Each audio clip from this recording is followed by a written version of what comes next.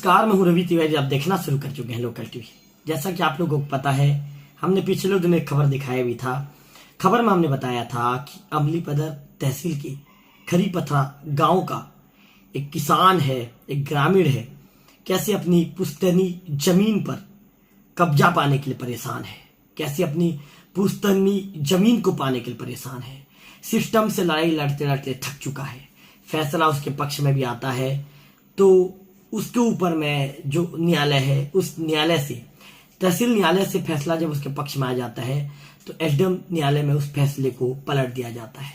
कितना परेशान है, उसकी तकलीफ आप इसी बातों को सुनकर या इसी बातों को आप जानकर उसकी तकलीफ का आप अंदाजा लगा सकते हैं कि उसने भूख हड़ताल की चेतावनी दे डाली और भूख हड़ताल पर भी वह बैठ गया। सिस्टम के आगे एक बेबस किसान की कहानी आज लोकल टीवी में मेरे दर्शकों को बताने जा रहा हूं।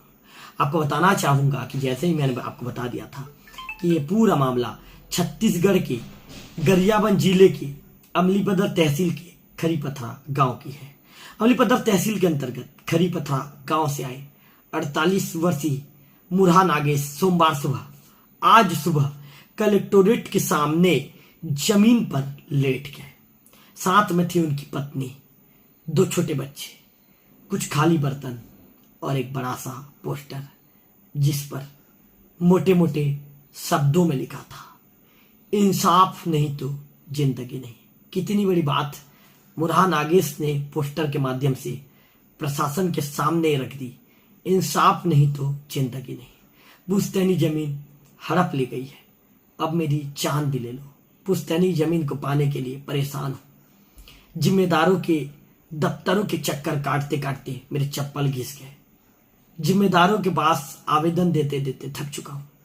जिम्मेदारों के पास पहुंचकर निवेदन करते करते ये कहें कि अब निवेदन करना भी मुझे मुनासिब नहीं लग रहा है। ऐसे में अंततः मुझे ये कदम उठाना पड़ रहा है। मैं आपको बता दूं कि मुरहा नागेश के आंखों में आक्रोश था जिम्मेदार अधिकारियों के कार्यप्रणाली को लेकर। आक्रोश था उस सिस्टम के प्रति जो उसे न्याय नहीं दिला पाया। आक्रोश था ऐसे अधिकारियों के प्रति जो सब कुछ जानने के बाद भी मुरहा के पक्ष में फैसला नहीं दे रहे थे। आपको बता दूं कि एक आवाज में थकी हुई चीख, और मुरहा कहता है, अब मेरे पास सिर्फ मरने का रास्ता ही बच गया है। यह सिर्फ एक किसान की लड़ाई नहीं, बल्कि एक सिस्टम के प्रति एक ग्रामीण की भी लड़ाई है, जो ग्रामीण सिस्टम को आईना दिखाना चाहता है। मानो सिस्टम से कह रहा है कि भाई आपको तो सब कुछ पता है, लेकिन आपके ऊपर किस बात का प्रेशर है कि आप चाहते हुए भी, सब कुछ जानते हुए भी कि ये जमीन मेरी है, इसके बाद भी मुझे जमीन दिलवाना नहीं पा सक रहे हैं। सिस्टम का हर दरवाजा मुरहा खटखटा चुका है।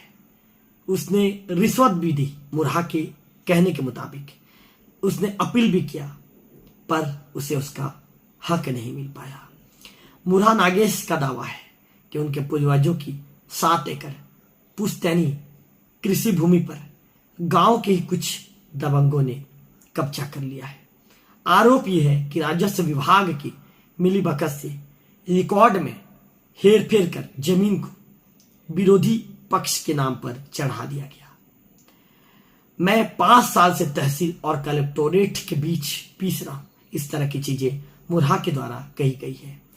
आगे मुरहा कहता है, सिस्टम मेरी बात सुनने को तैयार नहीं है और सिर्फ सिस्टम मुझे आए दिन तारीख पर तारीख देता चला गया। अंततः जो मेरे विपक्षी पार्टी हैं उनके नाम पर जमीन को चढ़ा दिया गया।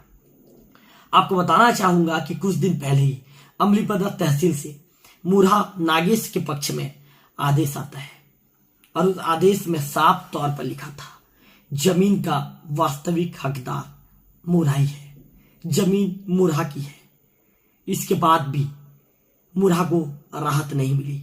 मुरहा को उम्मीद थी तहसील से जब फैसला उसके पक्ष में आ गया है तब चीजें बिल्कुल बदल जाएंगी, चीजें अब बिल्कुल उसके अनुकूल हो जाएगी। लेकिन मुरहा की परेशानी यहां भी कम होने वाली नहीं थी।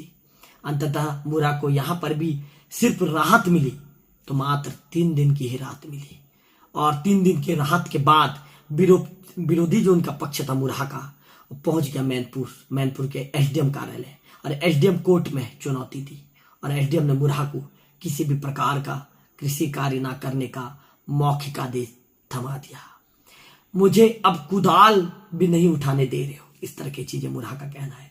मुरहा का कहना है कि जब मैं मेरी जमीन पर, मेरी पुश्तैनी जमीन पर कृषि कार्य नहीं कर पा रहा हूं, तो ऐसे में मेरा जीवित रहने का कोई मतलब नहीं है। मैं परेशान हो चुका हूं, मेरी आवाज टूट चुकी है, मैं हताश हो चुका हूं, और हताश होकर अंततः मुझे यह कदम उठाना पड़ रहा है। इस पूरे जमीन विवाद के में करीब मुरहा ने अब तक 2 लाख रुपए की रिश्वत भी दी, ऐसा मुरहा का कहना है। उसका कहना है कि वो पहली बार में उसने 1 लाख रुपए, दूसरी बार में 60,000, तीसरी बार में 20,000, लगभग उसने 1,80,000 रुपए के आसपास की रिश्वत भी दी है। मुरहा को उम्मीद थी कि वह रिश्वत देगा तो शायद फैसला उसके पक्ष में हो जाए, लेकिन मुरहा को क्या पता था कि जिम्मेदार उसे फैसला पे फैसला देते चले जाएंगे और उसकी परेशानी बढ़ती चली जाएगी। मुरहा के मुताबिक उसने कर्ज लेकर रिश्वत दी। 2 बच्चे, मुरहा के जो बच्चे हैं स्कूल छोड़ चुके हैं, घर में खाने को नहीं है, लेकिन अफसरों के लिए हम सिर्फ फार्म नंबर की तरह ही दिखाई पड़ रहे हैं। अफसर हमारी परेशानी को समझने को तैयार नहीं है। उनका दावा है कि बिना रिश्वत दिए तहसील में कोई भी फाइल हिलती तक नहीं, ऐसा मुरहा का दावा है। अब जब आदेश आया तो महज एक कागज का टुकड़ा साबित हुआ, और इस बार भी मुरहा को यदि हाथ लगी तो परेशानी, निराशा, और उसी निराशा के बीच मुरहा लगभग टूट सा गया है। गरियाबंद कलेक्टोरेट के सामने गाड़ी रोककर उस परिवार को देख रहे थे। मुरहा जमीन पर बैठे था, उसकी पत्नी चुपचाप नजरें गड़ाई हुई थी, और 2 छोटे बच्चे बार बार मां से पूछते हैं खाने में क्या बना है, लेकिन उस चूल्हे में अब भी राख नहीं बची थी। परिवार सिर्फ और सिर्फ खाली बर्तन और आशंका के साथ ये उम्मीद में बैठा है कि शायद कोई जिम्मेदार आए और जिम्मेदार आके उसके लिए कोई ऐसा काम कर जाए जिससे उसकी परेशानी दूर हो जाए। इसके साथ साथ मुरहा ये कहना शुरू कर चुका है कि शायद उसकी मौत के बाद ही सिस्टम जागेगा, उसकी मौत के बाद ही सिस्टम उसकी परेशानी समझेगा। मुरहा बहुत ज्यादा परेशान है। अपनी पत्नी और बच्चों के साथ इसने कलेक्टोरेट ऑफिस के सामने धरना प्रदर्शन करना शुरू कर दिया है। मुरहा और उसके रिश्तेदार ईश्वर नागेश ने कहा कि उन्होंने सभी दस्तावेज जमा कर दिए हैं, फिर भी प्रशासन बार बार प्रक्रिया के नाम पर टाल मटोल कर रहा है। हमें लगता है कि अब कुछ नहीं होगा, या तो खुद को जहर देकर खत्म कर देंगे या आत्मदाह करेंगे, क्योंकि सिस्टम अब हमसे जीने का हक भी छीन चुका है।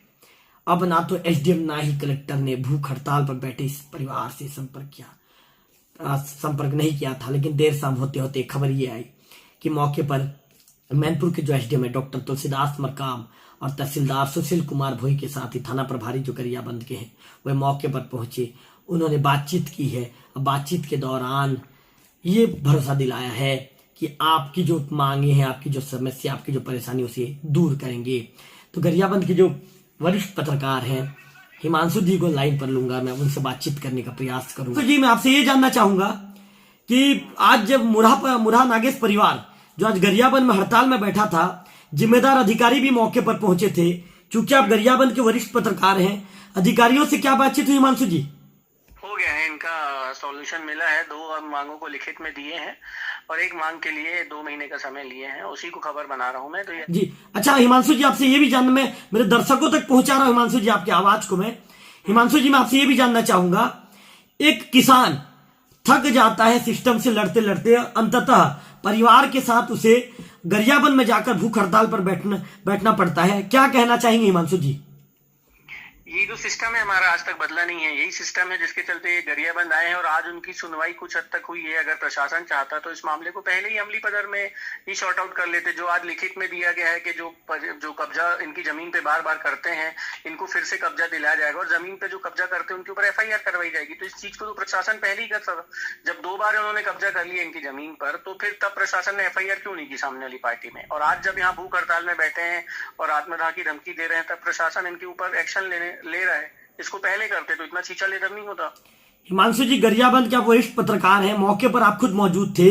हमारे लोकल टीवी के दर्शक ये भी जानना चाहेंगे कि प्रशासन और किसानों के बीच में आज क्या बातचीत हुई। देखिए, सुबह लगभग 9 बजे से लोग बैठे थे, 11-12 घंटे हो गए इस परिवार को बैठे हुए। अभी देर शाम को गरियाबंद के जो थाना प्रभारी हैं और आपके जो देवभोग के एसडीएम साहब हैं और बोई साहब हैं, अमलीपदर के तहसीलदार, ये सब पहुंचे थे। परिवार को लिखित में आश्वासन दिया है और इनको बोला गया है कि अब जो भी है ये लिखित आश्वासन के बाद 2 महीने का इनको त्रुटि सुधार का भी टाइम दिया गया है। जितना जल्दी होगा अब इनका कार्य किया जाएगा। आज प्रशासन जागा है, कुल मिलाकर कहा जा सकता है। चलिए हिमांशु जी, लोकल टीवी के साथ जुड़ने के लिए आपका धन्यवाद। तो गरियाबंद के जो वरिष्ठ पत्रकार थे हिमांशु सगाड़ी जी, लोकल टीवी के साथ जुड़े थे, हमने लोकल टीवी में उनको जोड़ा था। उनका कहना है कि जो मैनपुर के एसडीएम है डॉक्टर तुलसीदास मरकाम सर के साथ ही अमलीपदर तहसील के जो तहसीलदार है सुशील कुमार भोई सर और गरियाबंद के थाना प्रभारी मौके पर पहुंचे थे।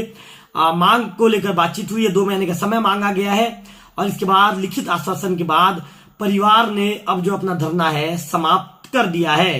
तहसीलदार साहब आपको मनाया, आप मान गए? नहीं माने हैं सर। क्या करें, अगला कदम क्या होगा? अगला कदम नहीं कि क्या है, आलाराम मोतीलाल क्या बोलते हैं भजन सिंह को उसको बुलाइए और वहाँ लिखित रूप में दे दे तो हम नहीं कि आज से नहीं कि केस नहीं करेंगे बोल के छोड़ देंगे। हम लोग आदमी के तहसीलदार साहब ने लिख के देगा तो छोड़ देंगे। जो सामने वाला पक्ष जो कब्जा करता है बार बार परेशान करता है, वो कोर्ट जाएगा हमको परेशान करेगा ये आदमी। इसका पास भीख मांगने के अभी टाइम नहीं है। अगला कदम क्या होगा आपका? अगला कदम नहीं कि वही होगा हमारा, उसको बुलाइए, उसको नहीं कि हमारा वही जानकारी है। नहीं चाहता तो क्या करेंगे? नहीं चाहता तो नहीं कि हम लोग यहाँ बैठ जाएंगे, आत्महत्या यहीं पर दाह कर देंगे। हमारा वही सवाल है। वो नहीं आएगा, जब तक नहीं आएगा तब तक हम नहीं उठेंगे यहाँ से। क्या नाम? मेरा नाम ईश्वर नागेश धाराकोट, मैं उसका जीजा हूँ। क्या रहा इनका फैसला, क्या हुआ? मुरहा जो कि खरी पत्ता के निवासी हैं, इनका मेरे यहाँ बंदोबस्त त्रुटि के संबंध में प्रकरण चल रहा था।